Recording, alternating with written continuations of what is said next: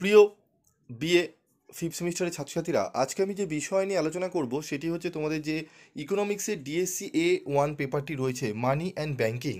এই সাবজেক্টটি থেকে আমি তোমাদের অলরেডি 10 মার্কস এবং 5 মার্কসের গুরুত্বপূর্ণ বাছাই করা প্রশ্নের সাজেশান দিয়ে দিয়েছি।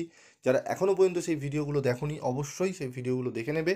আজকের এই ভিডিওতে আমি আলোচনা করব 2 মার্কসের তোমাদের যে প্রশ্নগুলো আসে সেই 2 মার্কসের গুরুত্বপূর্ণ প্রশ্ন এবং তার আদর্শ কোয়ালিটির উত্তরসহ নোটস নিয়ে আজকে আলোচনা করব।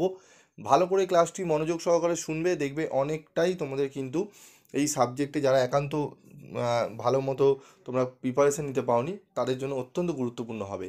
এবং তোমরা এই সাবজেক্টের বইও সেরকম পাওনি এবং বই পেলেও তোমরা সেইভাবে গুছিয়ে পড়ে উঠতে পারছো না, তাদের জন্য আমি গুছিয়ে আমি উত্তরগুলো করে দিচ্ছি। খুব ভালো করে 2 মার্কসের কোশ্চেন এবং অ্যান্সারগুলো শুনবে। তো দেখো, প্রথমেই রয়েছে আমানত গুণক বলতে কি বোঝায়। এখানে বোঝায় হবে, ঠিক আছে। আমানত গুণক বলতে বোঝায় এটি একটি অর্থনৈতিক সূচক যা কেন্দ্রীয় ব্যাংক বা বাণিজ্যিক ব্যাংক দ্বারা রাখা আমানতের পরিমাণের ওপর ভিত্তি করে মুদ্রাস্ফীতির প্রভাবকে পরিমাপ করে। এটি সাধারণত সাধারণ জনগণের আমানতের ওপর ভিত্তি করে হিসাব করা হয়।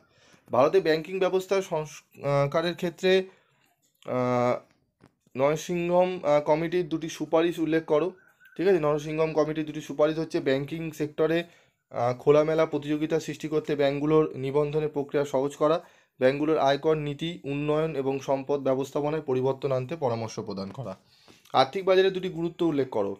অর্থের প্রাপ্যতা সহজতর করে এবং এর মাধ্যমে ব্যবসায়িক উন্নয়ন হয়, বিনিয়োগকারীদের জন্য ঝুঁকি ব্যবস্থাপনা এবং সম্পদ বন্টনের সুযোগ সৃষ্টি করে। যদি CRR 10% হয় তাহলে অর্থের গুণকের মান কত হবে?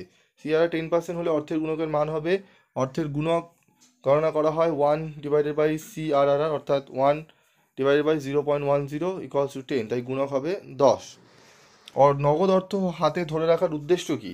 দৈনন্দিন লেনদেনের জন্য প্রয়োজনীয় নগদ অর্থ নিশ্চিত করা, অপ্রত্যাশিত জরুরি পরিস্থিতিতে নগদ অর্থের প্রয়োজনীয়তা পূরণ করা।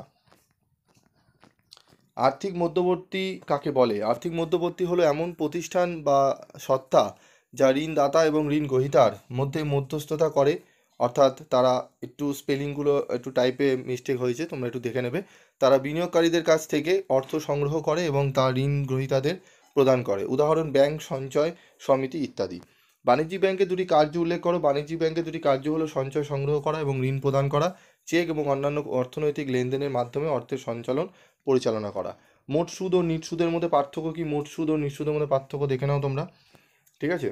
তারপর রয়েছে মূলধন বাজার ও টাকার বাজারের মধ্যে দুটি পার্থক্য। মূলধন বাজার দীর্ঘমেয়াদী বিনিয়োগ ও ঋণের জন্য ব্যবহৃত হয়, যেখানে টাকার বাজার স্বল্পমেয়াদী ঋণ ও সঞ্চয়ের জন্য ব্যবহৃত হয়। মূলধন বাজারে মূলত স্টক, বন্ড ইত্যাদি লেনদেন হয়, যেখানে টাকার বাজারে স্বল্পমেয়াদী সুরক্ষিত ঋণ, পণ্য যেমন সিডি, রিপো চুক্তি ইত্যাদি লেনদেন হয়। ভারতীয় টাকার বাজারে দুটি ত্রুটি উল্লেখ করো। ভারতীয় টাকার বাজারে দুটি ত্রুটি হলো মুদ্রাস্ফীতির প্রভাব, ঋণের সুদের হারের অস্থিতিশীলতা। ভারতের দুটি রাষ্ট্রায়ত্ত ব্যাংকের নাম লেখো। SBI, PNB। আর্থিক ব্যবস্থা কি? দেশের অর্থনৈতিক কার্যকলাপ পরিচালনা ও নিয়ন্ত্রণের জন্য প্রয়োজনীয় সংস্থা, প্রতিষ্ঠান ও নীতি নিয়ে সংগঠিত একটি কাঠামোকে আর্থিক ব্যবস্থা বলে। সেবির পুরো নাম কি দেখে নাও। Securities and exchange board of India.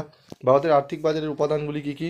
টাকার বাজার, মূলধন বাজার। খোলা বাজারের কার্যকলাপ বলতে কী বোঝো? খোলা বাজারের কার্যকলাপ এটি একটি আর্থিক নীতি যেখানে কেন্দ্রীয় ব্যাংক, যেমন ভারতীয় রিজার্ভ ব্যাংক, বাণিজ্যিক ব্যাংকগুলির কাছ থেকে অথবা তাদের কাছে সরকারি সিকিউরিটিজ কেনা বা বিক্রি করে। এর মাধ্যমে বাজারে অর্থের সরবরাহ নিয়ন্ত্রণ করা হয়।